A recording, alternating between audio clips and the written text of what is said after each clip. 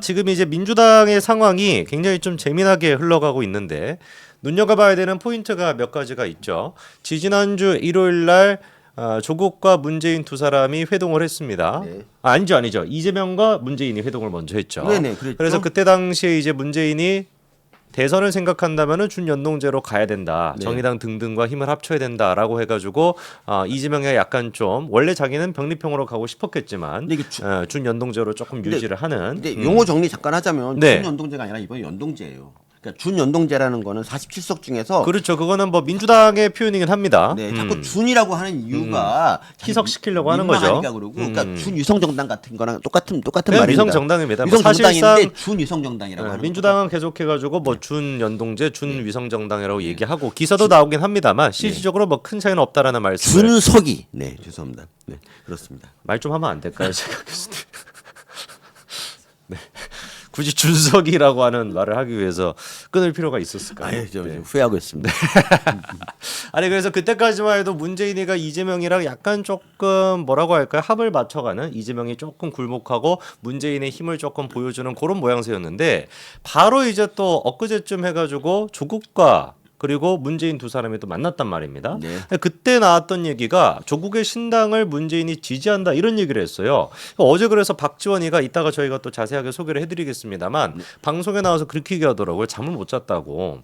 문재인이가 지금 시점에서 자기 입장에서는 박지원이 보기에는 지난주까지만 해도 이재명을 좀 도와주나 보다 이렇게 생각을 했다가 갑자기 또 튀어나와가지고 조국의 신당을 지지한다 이래버리니까 문재인이가 도대체 이재명을 반격하려고 하는 것인지 이재명의 편을 들어주는 것인지 이게 분간이 안 돼가지고 잠을 막 설쳤다 이런 얘기를 또 하더라고요. 이번에 방송에 나와서. 근데 지금 이제 문재인의 어떤 그 갈대 같은 마음이 여러 사람들한테 영향을 주고 있습니다. 일단 뭐 대표적으로 이재명 본인도 마찬가지일 것이고요. 그리고 이재명을 둘러싸고 있는 추미애, 임종석도 마찬가지일 것 같은데 일단 이 얘기부터 시작해 보면 좋을 것 같아요. 이 얘기부터 하면 안 될까? 아니 문재인에게도 이번 총선은 굉장히 중요합니다. 그러니까 네네네. 이 총선에서 저기 민주당이 이겨서 자기를 지켜달라. 뭐 이거 아니겠습니까? 그렇죠. 그러니까 네. 총선 이후에 본격적으로 문재인 수사할 거예요. 그 얘기 하시고 싶었던 거죠. 네. 다 아는 건가요? 네, 다 아는 얘기긴 아니 한데요. 나뭐 이거 봐 소름이래 이게 소름 몰랐다고 성서 조합이 이렇게 좀 깨지나 아니, 싶을 봐봐, 정도로 소름이래는 소름 약간 좀 몰랐대잖아. 네. 그런 말 없는데 어쨌든 좀 도와주십시오. 네, 좀 도와주세요, 제발 좀. 네, 좀 도와주시기 바랍니다. 이 얘기부터 시작해 보면 좋을 것 같아요. 이재명이가 인재근한테 총선 불출마 권유를 했습니다. 네. 그거에 대해 가지고 인재근 씨 아마 시청하시는 분들은 아실 것 같은데 운동권 대부라고 불렸던 분이죠. 지금 이제 세상을 떠나신 김근태 민주통합당의 상임고문 아니었습니까? 네, 그분의 이제 그 부인인 사람이 인재근인데 그 인재근한테 이재명이가 총선 불출마를 권유를 했고 인재근 또한 마찬가지로 그거를 지금 받아들이는 모양새예요. 그렇게 이제 하겠다라고 이제 입장도 나왔습니다. 그러면 이거를 우리가 좀 어떻게 봐야 될까요? 운동권에 대해 가지고 이재명이가 약간 좀 뭐 컴다운을 시킨다 이렇게 봐야 될까요? 어떻게 보세요? 아니요 교수님? 그게 아니고요. 그냥 이제 지금 모든 세력을 다 직결해서 이겨야 되니까 그렇죠. 참여연대 사람을 딱 공천을 했잖아요. 공천을 준다고 하면서 네. 참여연대 도움을 받자는 거죠. 뭐 아. 그러니까 그동안 고맙고 내가 이제 앞으로도 잘 부탁한다라는 그런 거 참여연대. 사실 운동권이야 뭐 사실 운동권은 좀 얘기가 다르고요. 그래서 저는 좀 참여연대라고 봅니다. 그럼 참여연대. 인재근한테 총선 불출마한 거를 약간 좀 어떤 의미가 있다 보세요?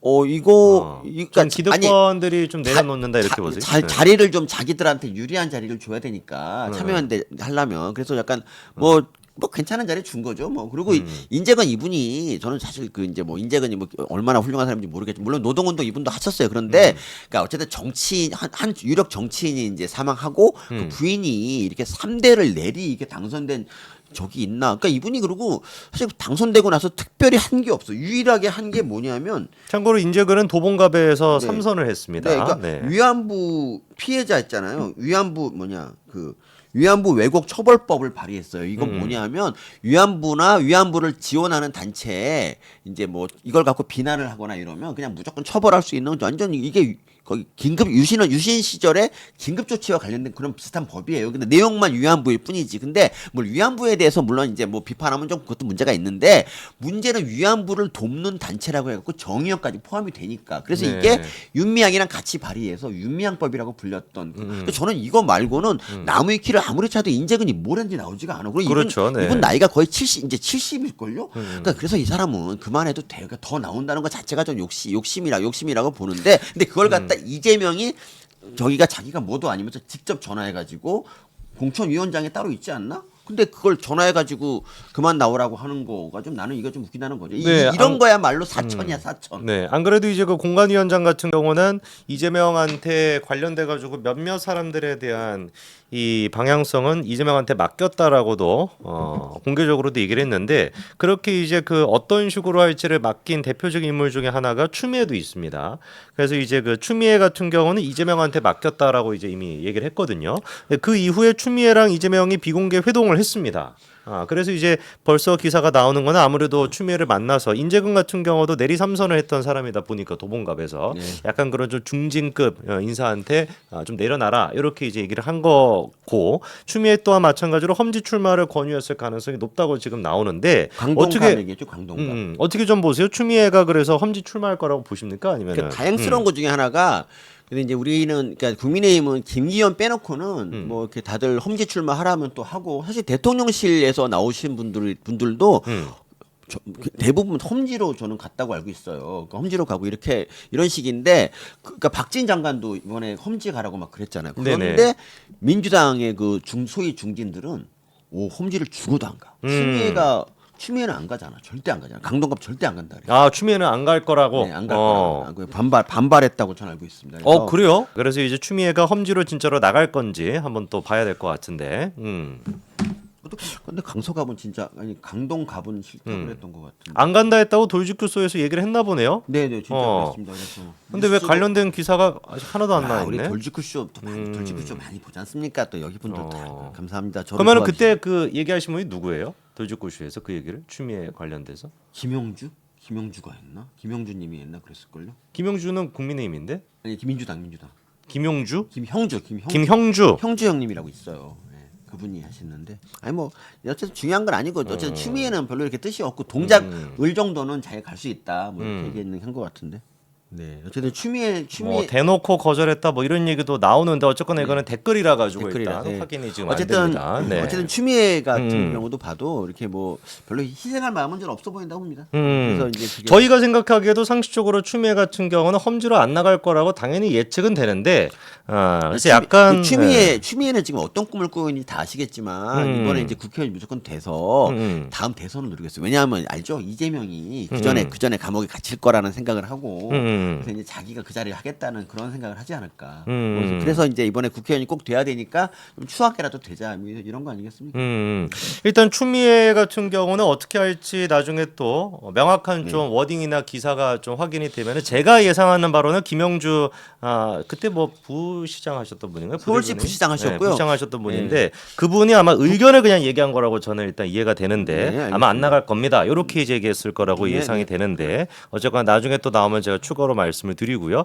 임종석 비서실장 같은 경우는 이제 좀 민주당에서 선을 긋는 모양새입니다. 그러니까 네. 성동갑에 원래 이제 출마하기로 했었고 거기서 윤희숙 의원하고 붙는 거라고 생각했는데 네. 그러니까 우리가 해야 될 운동권 청산을 지네들이 해버리면 그러니까요. 우리가 좀 민망합니다 진짜.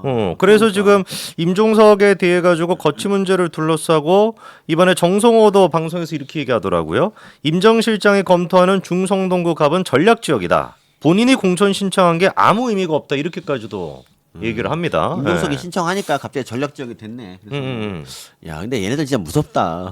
우리 같으면 이게 가능할까 싶은데. 그러니까요. 얘네들은 진짜 역시. 그렇습니다. 친명계가 다 해먹는 뭐 그런 세상이고. 근데 난 여기서 이낙연이 예전에 이낙연이 왜 비판을 받았냐면 뭐 이제 항상 뭐 엄중하게 보고 있다 이런 말만 해갖고 이제 뭐 논란이 됐잖아요. 그리고 근데 이번에 이낙연이 탈당한 건 되게 신기한 일인데 어쨌든 이렇게 말하잖아요. 문 정부 동료 추미애 임종석 논란이 가슴이 아프다. 다른 정치인이 있잖아요. 그러니까 뭐 어떤 뭐 사고 현장 같은 데서 뭐 쓰는 가슴 아프다는 말을 이 정치적인 사건에 쓰는 게 난 이해가 안 가요. 그러니까 추미애 임종석은요. 지난번에 문재인도 조국한테 그랬었죠. 그러니까 둘이서 이렇게 뭔가 뭐 서로 공격한 건데 이낙연쯤 되면은 그래도 추미애가 잘못했다라고 해야 되는 거 아닌가? 그렇죠. 그러니까 이거는 이제 뭐 가슴 아프다는 정말 누구라도 할 수 있는 말이고 아무 책임도 없는 말인데 누구 편을 들어줘야 되는 거 아닌가 싶은데 이낙연의 이런 특성이 또 나오네요. 그냥 그래서 좀.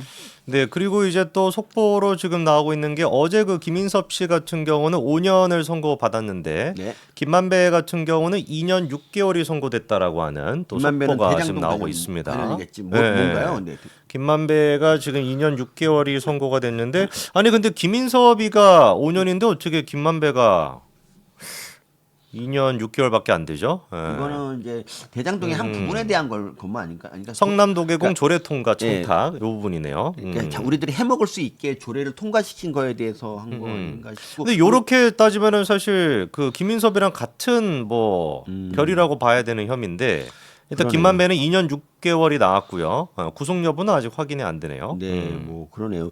그리고 네, 그렇습니다. 어제 여러분 혹시 뉴스톱10 보신 분 계신가 모르겠는데 어제 그 최진봉이라는 분이 나왔어요. 최진봉. 근데 이제 그 김인섭이 구속된 거는 이재명한테는 굉장히 안 좋은 거예요. 그러니까 이재명이 국토부 협박으로 이 4단계 종상향을 해준 게 아니라 네.